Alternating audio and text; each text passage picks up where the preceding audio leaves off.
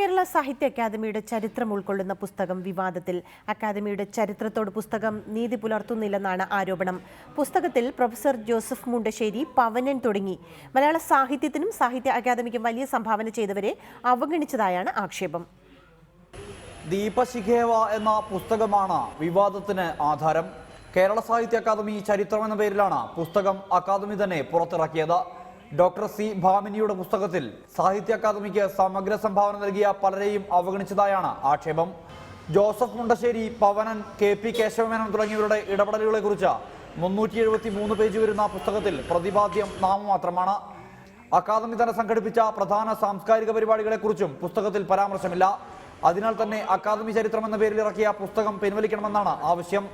ഇവിടെ നടന്ന വളരെ പ്രധാനപ്പെട്ട ചില പ്രവർത്തനങ്ങൾ നടത്തിയ ആളുകൾ, മഹാന്മാരായ പ്രസിഡന്റുമാർ ഇവിടെ ഉണ്ടായിട്ടുണ്ട്, വലിയ എഴുത്തുകാർ ഇവിടെ പ്രവർത്തിച്ചിട്ടുണ്ട്. അവരെക്കുറിച്ചുള്ള പരാമർശങ്ങൾ യാതൊന്നുമില്ല. എന്നാൽ ഇത് അക്കാദമിയുടെ ഔദ്യോഗിക പുസ്തകമല്ലെന്ന വിശദീകരണമാണ് അധികൃതർ നൽകുന്നത്. അക്കാദമിയുടെ ഫെലോഷിപ്പ് നേടിയ വ്യക്തി നൽകിയ പഠനമാണ് പുസ്തകമായിട്ടുള്ളത്. അക്കാദമിയുടെ ചരിത്രം തയ്യാറാക്കാൻ ആരെയും നിയോഗിച്ചിട്ടില്ലെന്നും സെക്രട്ടറി R ഗോപാലകൃഷ്ണൻ പറഞ്ഞു. സാഹിത്യത്തിന്റെ ചരിത്രമോ സാഹിത്യ അക്കാദമിയുടെ പൂർണ്ണമായ ചരിത്രമോ നിർമ്മിക്കാൻ വേണ്ടി അക്കാദമി ഒരു കമ്മിറ്റിയെയും നിയോഗിച്ചിട്ടില്ല. പൂർണ്ണമായിട്ട് അവരുടെ റിസർച്ചിന്റെ ഭാഗമായിട്ട് തയ്യാറാക്കിയ ഒരു തീസിസിന്റെ പുസ്തക രൂപാന്തരണമാണിത്.